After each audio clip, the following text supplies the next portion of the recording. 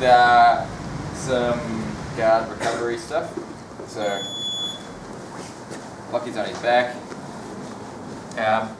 What he's going to try to do is follow me with his top leg like this. So always trying to get the top leg on the shoulder or on the hip like that. And that lets him lift his hips and follow me like that. So I'm just going to move left or right. He's going to try and get that top leg in and just kind of keep squaring back up to me like that. Okay. If you're feeling a little bit more game, so Lockie goes left or right. So I can, I go here like that. Lift my hips, square back up. Same thing the other way. If you're feeling comfortable with it, Lockie's going to keep running around. Yeah. So when that happens, it's really hard for me to square up. I'm going to try and invert. So we go again. I go up onto my shoulders and roll through like that. Do the same thing. Focus on the hip. Over here. I'm just going to roll through like that. Let's just get used to trying to keep our hips square to our opponent. If you're losing them and they're going too far, then we can roll through. Alright. 1 minute each. Let's grab a partner. Let's go. We're just going to work some close guard stuff today. So close guard. First thing, what I want you to do, as soon as you lock your close guard, try and remove the space they've got for their hips. So when you close your guard here, you're not trying to squeeze your knees together as hard as you can, like that. There's generally more gap when you do that. You're trying to pull your heels towards your butt.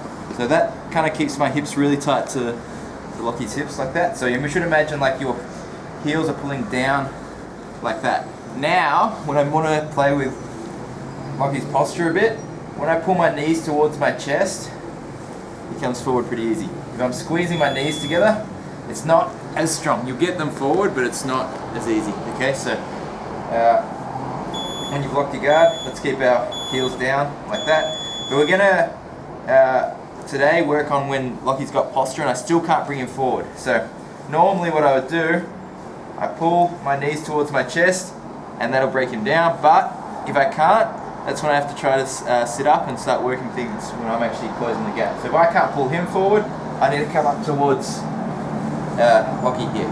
So first sweep we're going to do is the hip bump sweep. So I'm here like this. You use this when their hand's kind of a little bit out to the side like that. And you can kind of clear their hand a little bit because usually when you're trying to bring them forward, you're playing with their grips. If Lockie's holding here, I won't be able to sit up and I won't be able to pull him forward. So I've always got to sort of keep his hands off the front of my chest. They can be down low and I can move him, okay? But we're here and he's sat back a bit more. So I'm going to throw his hand to the side, start to sit up, and as I sit up, I'm going to open my legs. So I'm going to go like this, okay? My aim is really so that when I sit up, my aim is to catch his elbow with my right hand like that. So again, we're here, pull forward, he's sitting back. I want to come up onto my hand, my other hand catches his elbow, and have a look where my right foot is here. Just come around this side.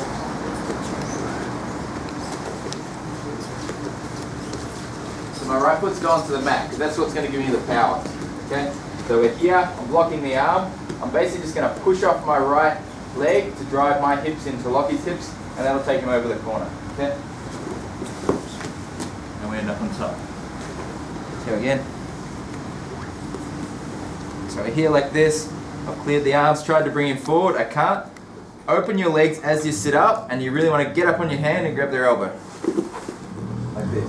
Okay? Once you're there, bring your foot back, like that. Hips come into it. We go back for 1 sec. It's not enough to just put your foot down on the mat where it is, yeah? So I block my feet, I open them. If I put it there, I get no drive with my hips. Have a look. If Lockie's out of the way. If I'm sitting up, I'll cross my legs. If I put my foot here, my hips kind of go up a little bit. If I've taken it back, my hips can drive a lot better. So when I step that foot back, it's got to be back like that, and I can get a good bump with my hips. Okay, the other thing to take note of is your left hand. So the same thing again. I come up. If my hand's really far away, I don't get that much pressure into Lockie to bring him over. If my hand's really close, I can get way more movement with my hips, but I'm also more unstable. So again, I'll do it without. Here, have a look at what my hips can do. My hand's really close, I can like push off and get a really high bridge. If my hand's far back, I can bridge like that. Okay, so generally the closer in, the more power I get into my bridge, but it's easy for him to drive me back. So you have to kind of find the level that's comfortable for you. I'm here. If I'm really far back, it's probably hard for Lockie to drive me back onto my back here, but I might not be able to bring him over. The same, well, the opposite to that. My hand's really close, he's going to drive me back too easy. So you're going to have to find that middle ground. I'd say probably here, where it's hard for him to immediately drive me back. I can post my foot, lift my hips in, and we go here. Let's have a go at that. 4 minutes each. 3, 2, 1. Probably another setup for this is just like, if you've got them postured down and you feel they're trying to posture back up, that can be a really good time to go for it too, because it gives you time to follow them up. Like if I'm here, Lockie's using his hands on the mat to posture, that can be a good time to like really pull down and make him really work for it, and then I can start to get up onto my hand. Alright, let's go over a very common counter and that we can use if they start to drive us back down.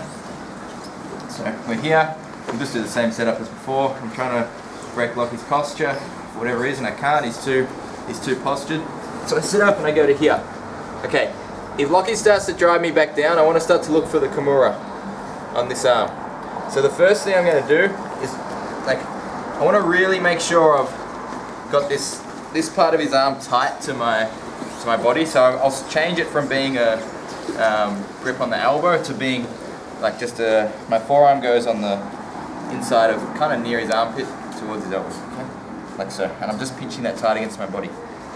My left hand here, it's just going to form a little bit of a block first when I start trying to set up the position. So it's, I guess what I'm saying is it's more important that I keep this arm tight and he can't get it out than I try and lock up the Kimura grip straight away. Sometimes you go for the Kimura grip here and they're starting to pull or straighten their arm out of here. Okay, so what I want to do, lock it tight. Now he can't pull his arm out, I just need to make sure I block that arm, and then I can start to work for the Kimura.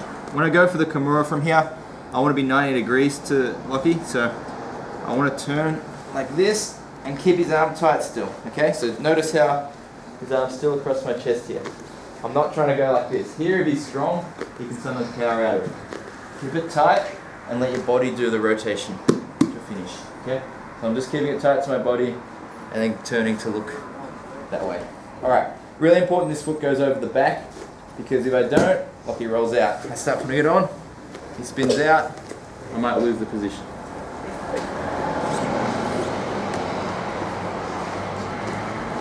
Go here, put the sit up. I can't get the hip bump sweep to work. Lockie's driving me back down. Pull that tight, get my hand in front of his wrist here. As I said, this is more important. You'll notice I haven't actually got the Kimura grip locked up yet. I've just got it really tight. Now I can start trying to play with positioning of my hands. So obviously when you grab the Kimura, it's generally better if your thumbs are out like this.